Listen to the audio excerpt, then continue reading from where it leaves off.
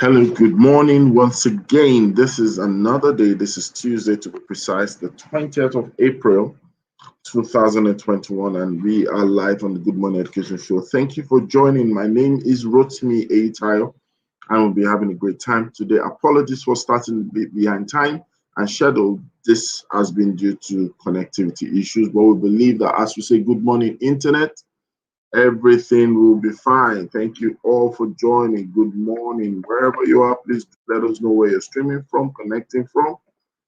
We'll be excited to share the day with you, to share the time with you, and of course, to share our lessons and moments with you. We are live on the Good Morning Education Show, and we're excited to have you here. It's going to be a great day. I promise you it's going to be a great day. That's what we have as our mantra, and that's what we sign off with, and that's what we'll close with on the show. Today will not be an exception. We'll be having fantastic people joining us today. I'll be speaking about something interesting as well on the Good Morning Education Show.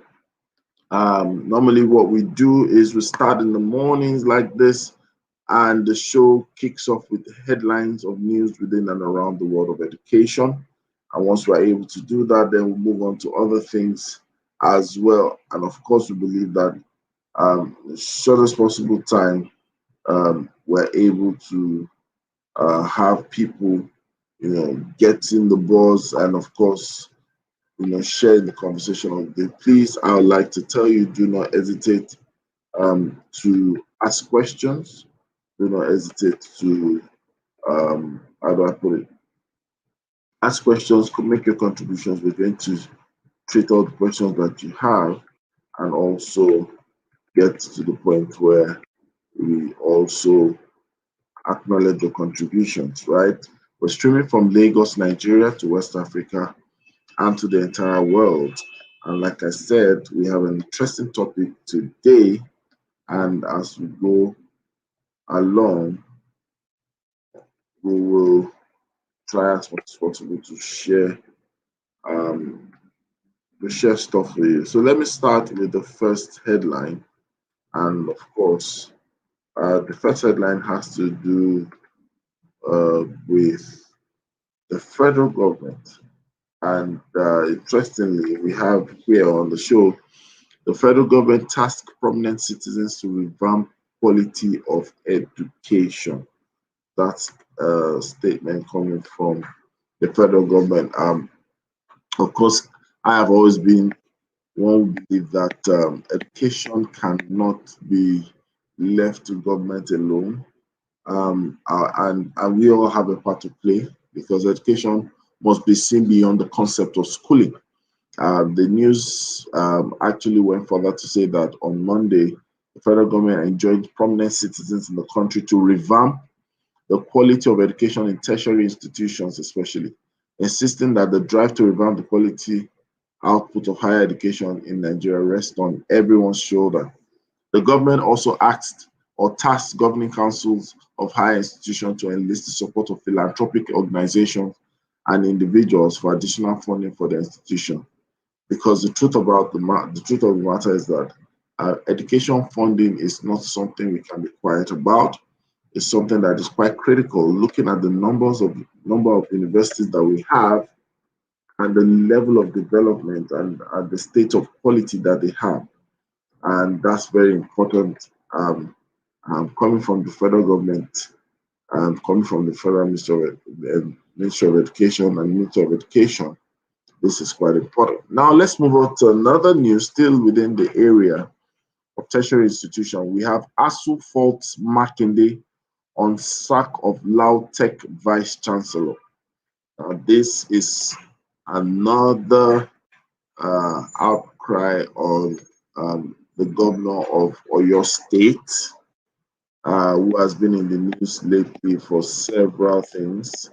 It says that the Academic Staff Union of Universities, ASU, Ladoke Akintola University of Technology, also known as LAUTECH Ogbomosho, has faulted Oyo State Governor Seyi Makinde on the sack of the Vice Chancellor of the institution. That's Professor Michael Ologunde. The sack, according to the union, was not in tandem with due process. Well, these things happen, and we hope that something can be done quickly about it, because it definitely is rocking the peace experience in that state, or of course in that society as well. And let me use that to welcome Fee. Fee, good morning. Welcome to the show. How are you today? Good morning, Mr. Retiri. Good morning, world, and good morning, internet. It's been a tough battle logging in, but thank God, Oh, finally. so so you're also a victim.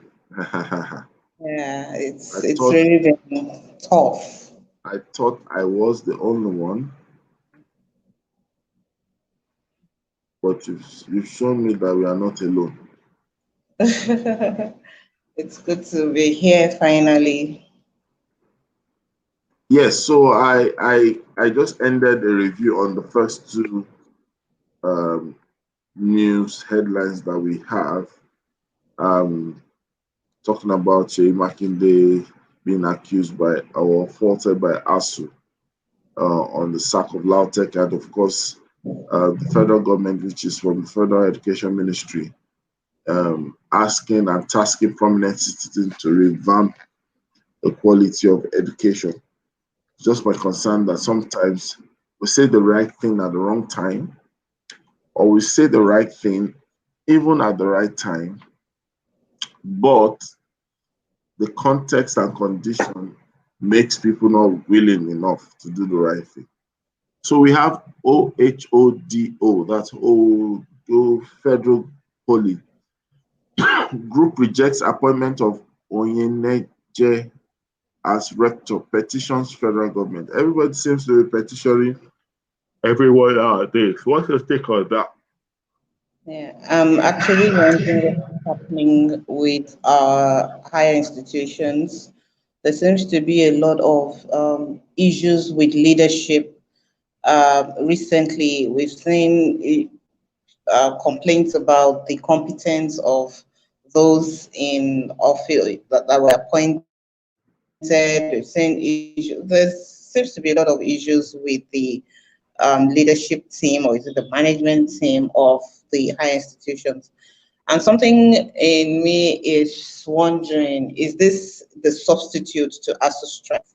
So if there's not going to be ASU strikes anymore, or if it's going to be suspended for some time, is the new wave or the new topic going to be the leadership?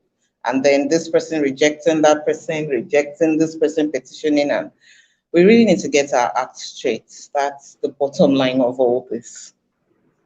Okay, on a lighter note, 15 bag first class in Achievers Varsity. That's the news on Punch newspaper. That's that's cheering news, and congratulations to the 15 first class students, or to the 15 first class graduates. He's hoping that they are able to fully utilize and maximize what they have learned, and that they are an addition, they're a true addition to the society. All right, and then we have another one that says we rise by lifting others. Nigerians praise young student who organized free tutorials for his colleagues. This is absolutely heartwarming, absolutely heartwarming to see that there's a young Nigerian who organized free tutorial. Absolutely, we rise by lifting others, and this person is already showing signs of leadership, not just signs of leadership, but signs of good leadership, initiative, selflessness. All these are characteristics we hope to see in our leaders in the near future. Yeah, there was the call or the cry for not too young to run at the point, and then we had young people in government, in governance, and they were breaking our hearts right, left, and center. We're hoping that with people like this, there's really it's not like he has anything to gain from this monetarily, or it's just out to help, and that's a lot of congratulations to his colleagues, and I say kudos to him. He's a young man starting out on the right foot, and we pray that this is replicated in others also. Okay. The next news, the next news we have is the famous viral video. The girls in the viral video, viral shisha video. Lagos State government reacts, gives order on the action to be taken on the pupils. In fact, the schools the girls attend has been identified just as government has ordered for their rehabilitation. The girls' schools are taking action against them. So many things, this video of 5 unidentified girls, reading a little bit more about it through the Ministry of Education and Ministry of Youth and Social Development. They've identified that the girls are from Oreyo Senior Grammar School, Igbogbo, Ikorodu. I think that there are certain things that, let me hear your views first. Let me just hear your views because some things are kind of boggling on this. First, this is very sad, really sad, and we shouldn't be looking at the solution simply as being suspension, suspending the girls, and that really shouldn't be the solution. Something is wrong. In the news, it says they ganged up to beat another lady, a university undergraduate. Apparently, something is wrong. These are children, these are girls that need rehabilitation. It's from issues like this that we have the development of cults. It's from issues like this that we have the development of gangs. And it's more scary when these are girls. When there are male gangs, well, from the little I have seen when it comes to gangs and cults and all of that, female gangs are usually more ruthless. I don't know why, but they're usually more ruthless. And then we now have this kind of thing. What boys can do, the girls can do better. No, it shouldn't be in this direction. It shouldn't be in this light. They shouldn't be doing this. Now you are refusing to accept your accolades. No, But really, violence. what I think we need to understand is one of the things the special advisor to the governor of education, Tokunbo Wahab, confirming the development, says that it's a disturbing clip and further heightens why the duty of looking after the children is not the responsibility of school or government only. The role of parents is critical. Now, the truth of the matter is that statement is off, quite off. Yes, we understand that, but now we're talking about where these things happened.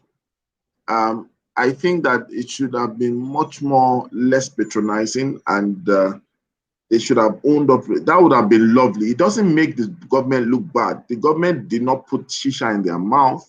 The government did not turn them into what they are. But if you are taking responsibility, of the situation, it looks more proactive and more, how do I put it? More responsible. It's not a brand game. Everything should not be a brand game. This is a reality here we're speaking about. So if it happens in the school, there are many questions that has to be answered. So what happened to the period of teaching class? What time was it? And we're not talking about a girl. We're talking about girls. We're talking about enough time for them to be filming themselves.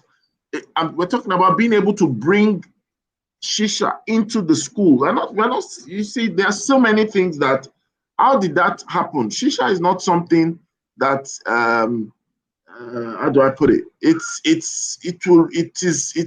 conspicuous. It's not something that you mount. Are you following me? And for the girls to be that bold, and they were not secretly doing it, they were having a time of their life, that kind of thing. They were laughing, they were lounging. Obviously, something is totally wrong in the system of the school as well. And that is something, we're not saying that, okay, yes, let's say it was at home, but we're talking about it that, oh, we're talking about more than 5 girls in a video, pretty much, and they're not siblings as we don't know yet, or they're not, when you have five set of twins, what do you, well, we won't call them twins. Is it quadruplets or something let, right? That's for that level, that is a bad messaging from the special advisor to the governor. I'm so sorry about that. It's off, it's off. So we're looking, and so it's better not to say something and to say, and after you put it back that, oh, this thing is from parents. Can it truly be always that we pass the blame to parents? Parents have a huge role to play, but trust me, it's not only parents. The school itself must take on this responsibility, right? The society has to take on the responsibility. Child protection is not a pass the ball, magic ball is passing around, and the one gets it last is the one that is at fault. No. Yeah, I So think what special advisor was doing is quickly being on the defensive before, of course, people are going to ask the questions. What happened? This is not something that goes without smell. They were partying, so there was noise. What happened? How come nobody heard? How come nobody smelled? How come there was no intervention from the school? So it's quickly been on the defensive and saying, oh, it's not only our responsibility. Their parents should have come to school with them to see what they do. That's what he's invariably saying. The parents should have also come to school with them, see what their kids are doing in school, stop them from smoking, even if the teachers and the other people in school couldn't handle it, their parents could have. But this is the time when we need to stop all the blame game and trying to look good, trying to play to the cameras and saying, oh, well, we did what we were supposed to do. The school I, I system strongly I failed. strongly believe that the Commissioner of Education of Lagos State would not have said that. Then you know the difference of someone who is a practitioner and expert and someone who is just a political appointee. Because the truth of the matter is, conversations on education, especially at that level, at that stage, they are sensitive things because that's a messaging that you're passing across. And we're talking about 21st century here. You're passing it across not as a side comment, not as talking to one-on-one. You're putting it as like a press statement or like an official statement so you can say something as a special advisor. I think that is totally wrong. All right. So let's move to another news. Nigerian man mocked by his chemistry teacher bags to PhD from foreign universities 12 years later. I think we've had this before.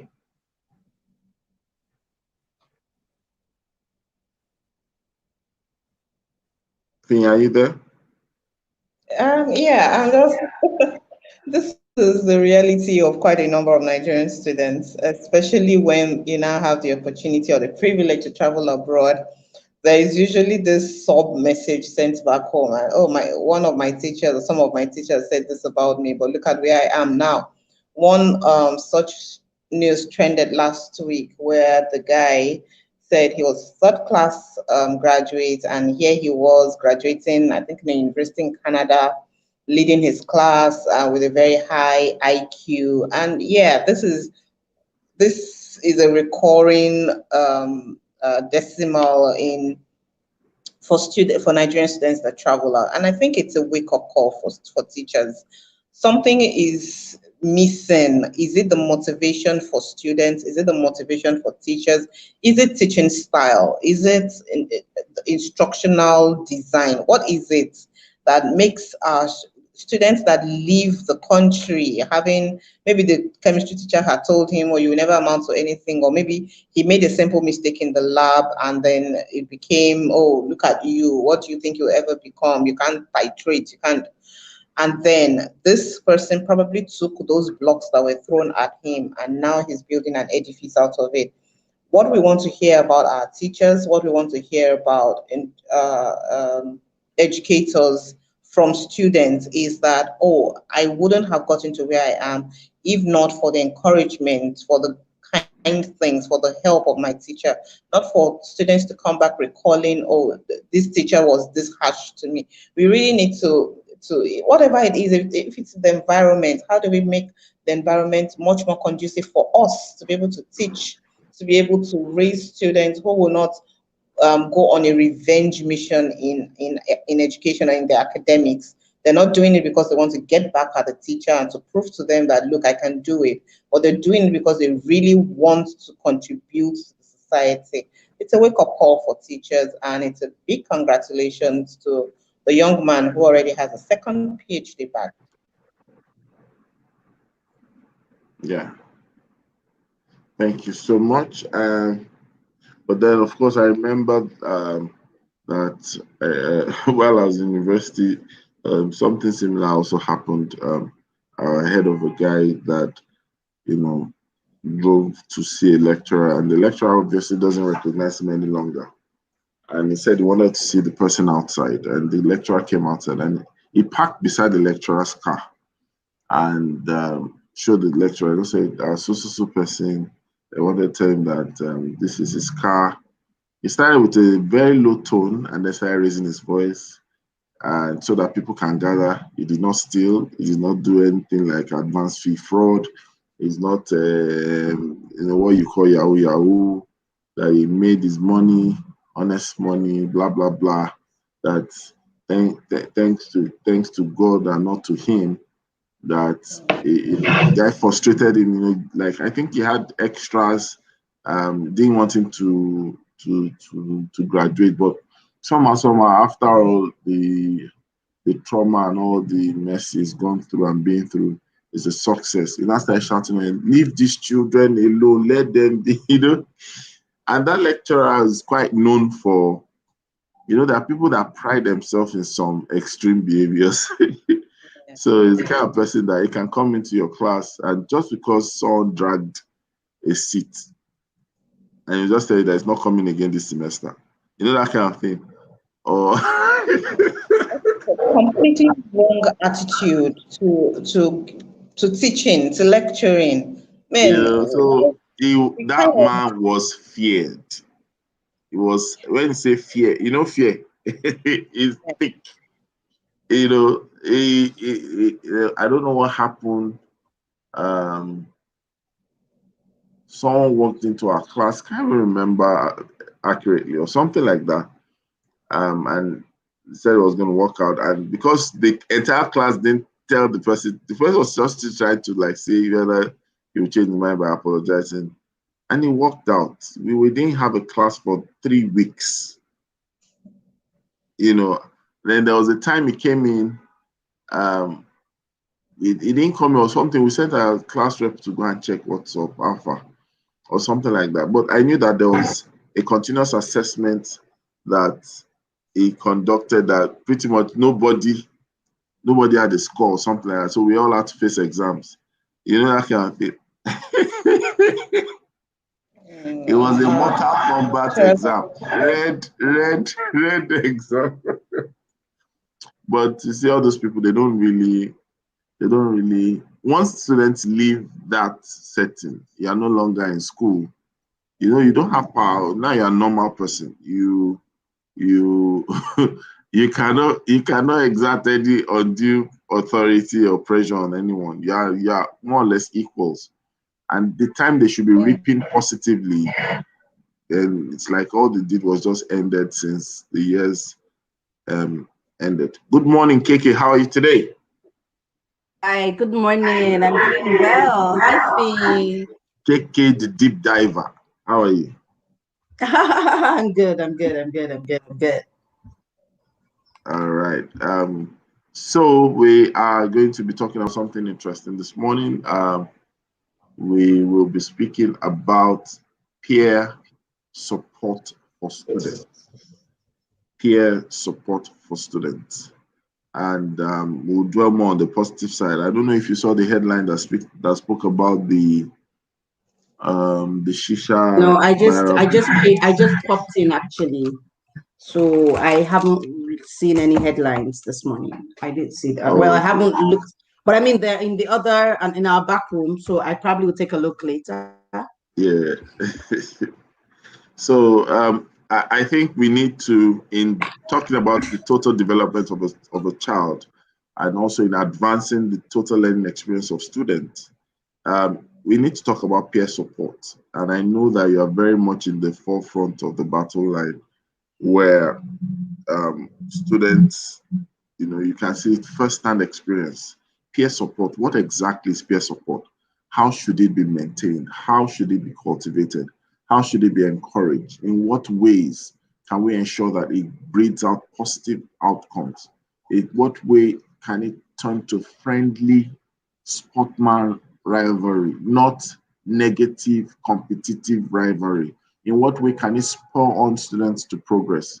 That's really what we want to be able to share today, so that parents out there, educators out there, teachers out there, and not every other stakeholder can actually see the place. Because really, I think the absence of this is is going to be a big time um, on the burden placed on a child or a student within the school period or the school cycle. And it also sometimes gives more room for bullying and all those negative vices. So let's start with KK.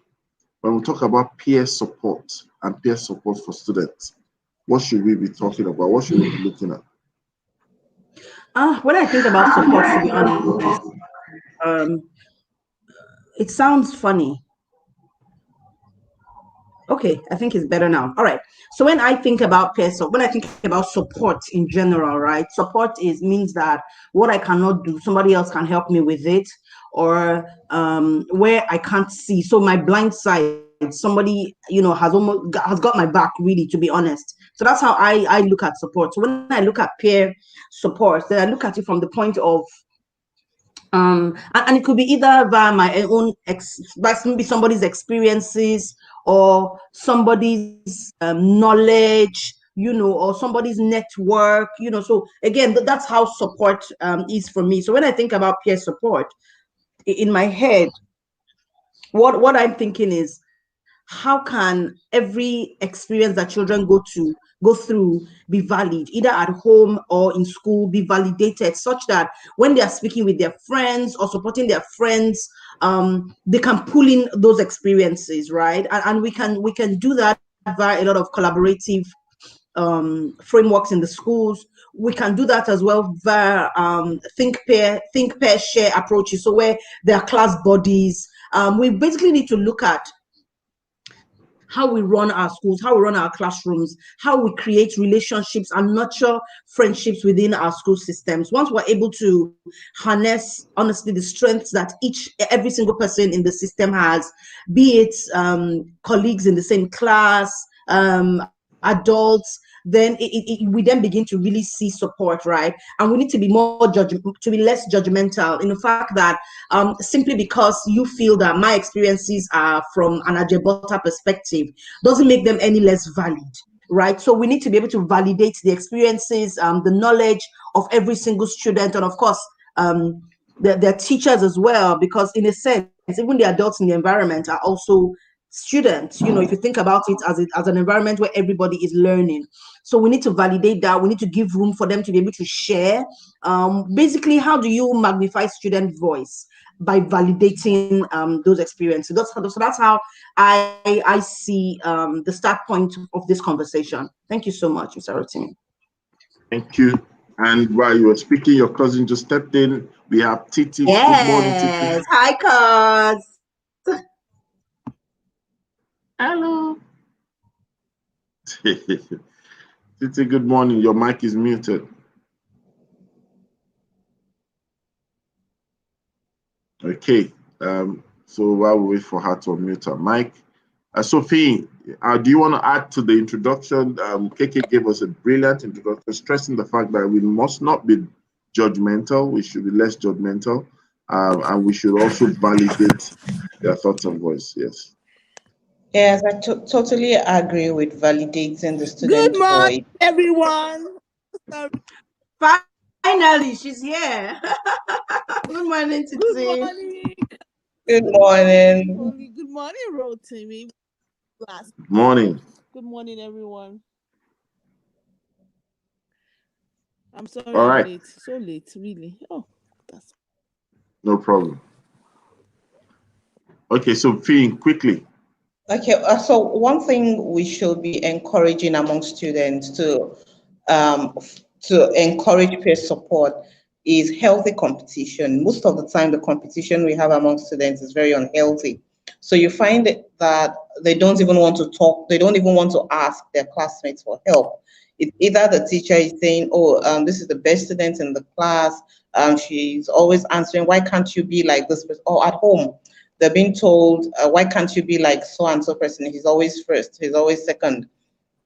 Who are those you're playing with? And so the child becomes quite defensive, even when they are being offered help by their peers, even when the teachers pair them up. You have study groups, you have maybe they have group work to do in class.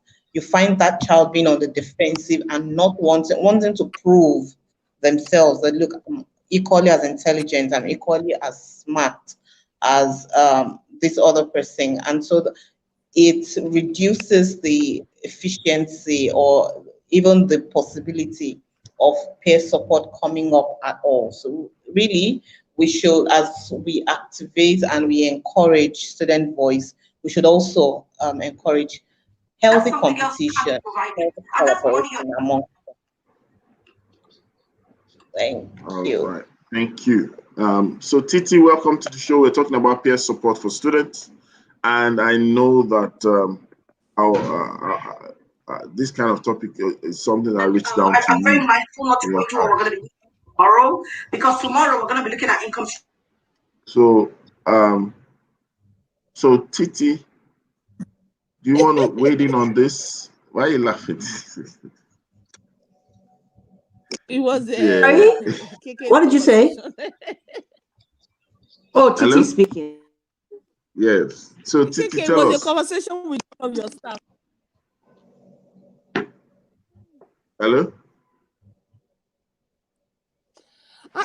Yeah, I can hear you. I think peer support is a powerful tool, because there's something about children, especially as they get older. They feel, their teachers are, the adults, the ones that don't understand. There's this way they, when they start getting older, especially when they're like 8, 9, 10, 11, 12, 13, they start feeling. And I think also that thing of not wanting to lose face in front of their teacher. But when the same thing is explained to them by a peer, it just seems more easier to take, easier to understand. And I think maybe also the peer, the way the person has learned it, you feel okay. I can understand it as well. So it's a powerful tool. I found that when you get an adult to talk to a child, there's a way he listens, but when the same thing is said to him by his mate, then he seems to take it all without sometimes without questioning itself. So it's a wonderful approach. I would always encourage it. I think it's a powerful tool. I think a lot should be done within the classroom to do, peer to peer, pair a stronger student with one that might be struggling in that particular subject, and it helps both parties. It gives the other one more confidence and more self-esteem, and then for the other one, he feels, oh, it's in front of a smaller group of people, it's in front of my peers, so it's not in front of the teacher that I'm losing face, and all those things are important to the learning process for each child. So it's something I would honestly encourage, and I do it a lot. It's the same thing I would tell my older son to teach his younger brother. It makes him feel so brilliant. Forgetting that the thing he's actually teaching the person is something that he too struggled at when he was at that age, but now he's feeling he's feeling so much better, and that one just feels better. Especially once the person is not trying to do smarty pants with him. So that's what I'll just say. Thank you so much. Let me quickly ask Yeah, KK this question. yeah, just okay. Go ahead, Rotimi. All right. So, in addition to the thought you wanted to share, Titi made made a statement that we need to encourage this in the schools and in our classrooms, taking into consideration the student personality, taking into consideration the school culture, and the race to just do the generalistic approach of racing against the term.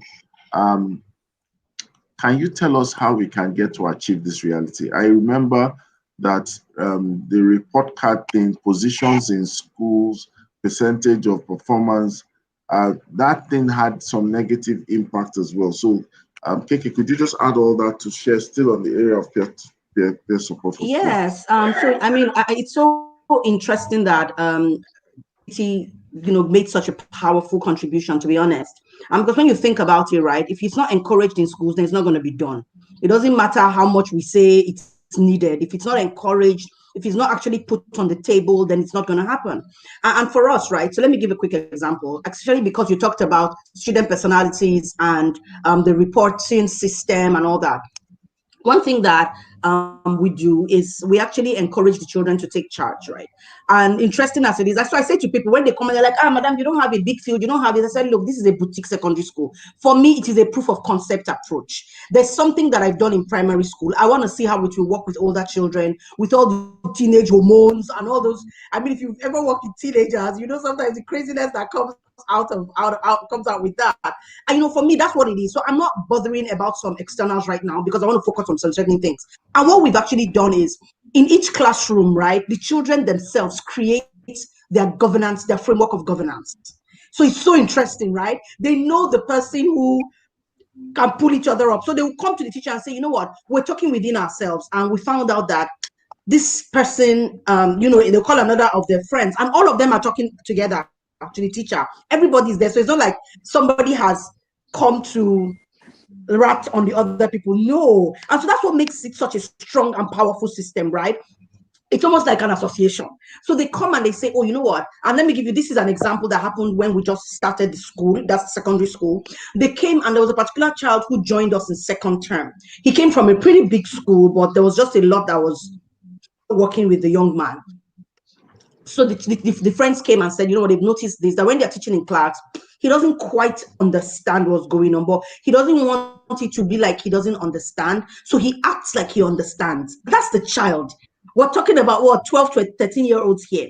And so we said, okay, that's fine. What do you want to do about it? And they said, well, that they've actually created a time where if school ends at 2:00, and then usually 2 to 3 is catch-up time. What didn't you understand? It's a lot of one-on-ones that go on there. That why don't they take charge of the one-on-ones such that that child doesn't have to feel like the teacher is working with only him, but that they come in and do almost like a tutorial approach, but that they're dealing with the parts the child doesn't understand and they can pull up that child. Now that is peer support. That is peer support that was well thought out because the students understood the fact that, you know what, go ahead and fly. They know that the support of the school is not just mouth, right? The school is not just somebody, an institution that wants to hold on to the reins. They're like, you know what, take it, take this autonomy and just run with it. And that's what the students did. And it was beautiful. They helped this boy with his spellings, helped him with his confidence. They helped him with his sentence construction, even his comprehension. As in, they would unpack a concept for this child and explain it to the child. And the child has grown so much. But beyond that, they've all grown together. They all understand the fact that if one person doesn't get it, it doesn't mean that that person is less. That person is great somewhere else. So they will put that person where that person does really well. They would highlight that person in that place. If a teacher asks a question, they'll say, oh, can that person answer the question? And it was such a good system. And these children were so young. They understood the importance and power of collaboration, of supportive systems. And that's what they did, right? And when we look at our report, so let me go to report. So that's how we've harnessed the power of collaboration really beautifully and peer support. Supportive peer relationships. Now, when it comes to reports, right? We do the reports generally speaking, but then there's a percentage. Of course, there's a school percentage, there's the child's percentage, but then there's the part at the back of the report. For us, it's our leadership. There's something we call it. I can't remember the name right now. But what we're dealing with is we're dealing with things like collaboration. We're dealing with things like organization. We're dealing with things like thinking skills. We're dealing with things like resourcefulness. So those are what we're looking at. It's a leadership quotient. that we put into that report, so that the children understand the fact that we're checking these things. You need to develop these skills. It's not okay for us to tell people they don't have the skills, and then they don't even know what skills they don't have or how they should be developing these skills. A school is not just about cognition. There's so much more. And the minute we begin to understand that, then guess what? We will begin to highlight and magnify peer relationships and student voice. Yeah. Back to you, Rotimi. Thank you so much for that. That's quite powerful. As we get to the end of this show today, I think we need to talk about one or two more things. I'm bringing the question straight to Fee, and then I'm coming back to Titi, and then hopefully back to KK. And we talked about this concept of friendship, because I've seen a lot of us, say this at some point in time, that networking and all those things. How do we try to make this the rudiments of friendship when we come to real support?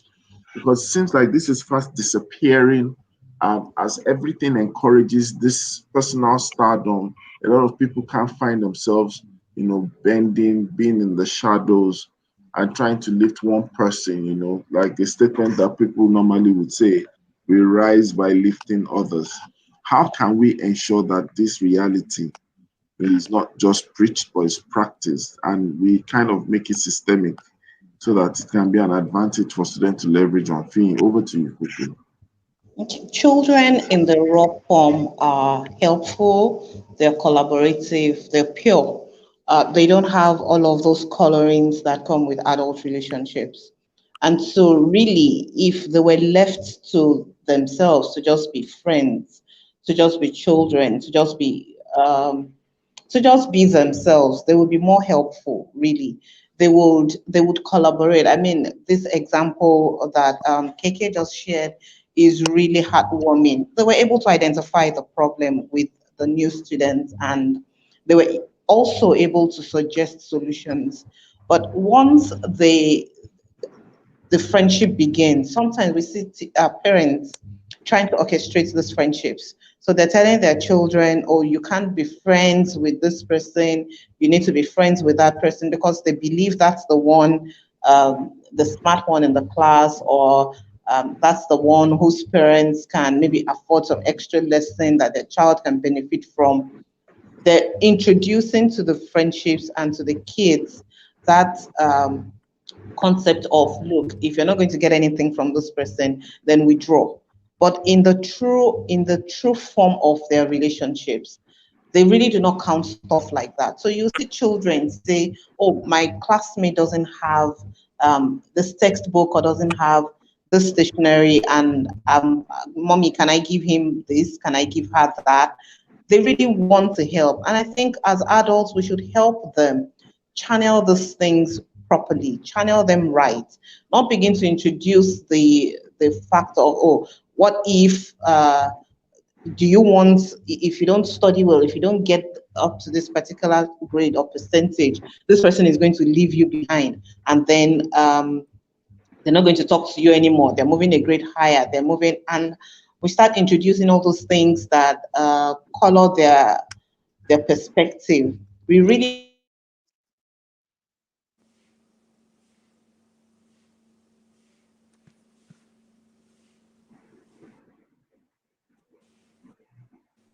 Hello?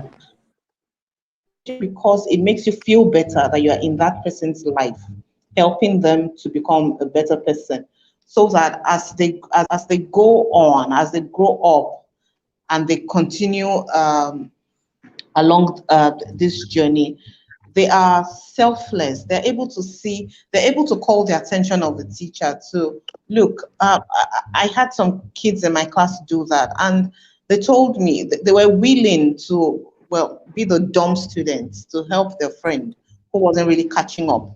But we really did not have to go the route of, oh, play dumb. What we had to do was to come together as a team, as, oh, we're your friends. And at break time, we would take the play method to explain what this girl did not get. And she was able to catch up with her friends and with her classmates as by the end of the term. So we really need to help them keep their relationships pure, help them keep it clean, help them keep it as innocent as it is in its original form. All right, let's quickly have KK. KK, just say something, especially like a counsel to parents and educators, caregivers out there, how to make sure that we leverage on support. To be honest with you, all that we know is not all there is. And so every single thing we do in the classroom, we should always encourage context. Because we understand that not everything we don't know it all, it's always important to entertain different viewpoints. Parents need to understand the fact that every single relationship that your child goes through builds and develops something in your child. So don't be choosing and picking relationships based on your own perceptions. You don't know that child fully enough to know exactly what it is that they need and where they will need support.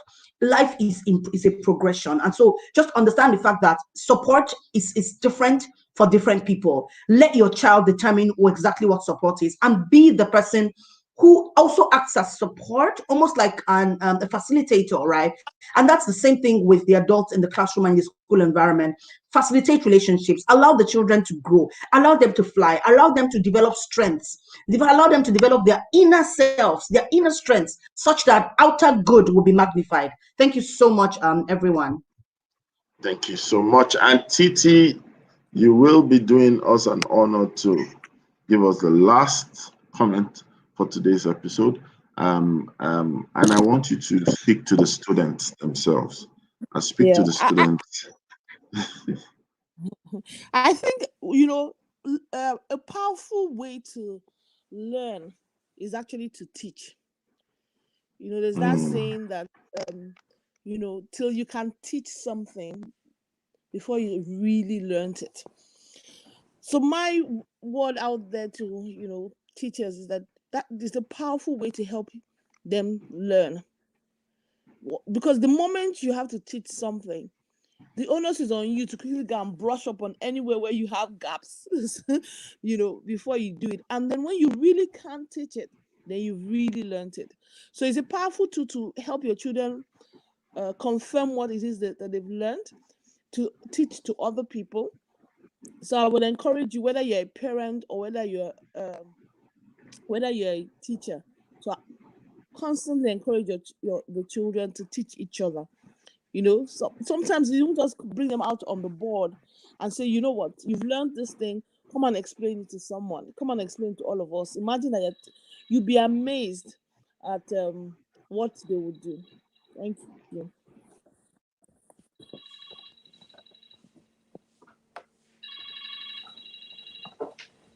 Work life as well. Sometimes you get to learn more, you get to increase capacity to take in more, just because you are under, not necessarily the pressure, but you are demanded and on the obligation to be able to teach.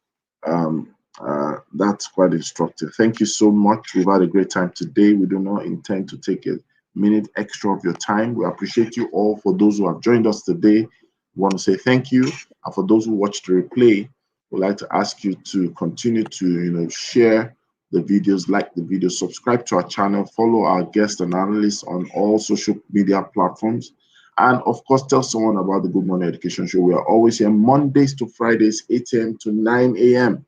and we believe that I'll be here by God's grace tomorrow for another interesting edition of the Good Morning Education Show. And until then, our ladies have something to say to you as we end the show today. Over to you, ladies. It's always a great morning on the Good Morning Education Show. Thank you so much. Bye, See you tomorrow, same time. Bye, everyone.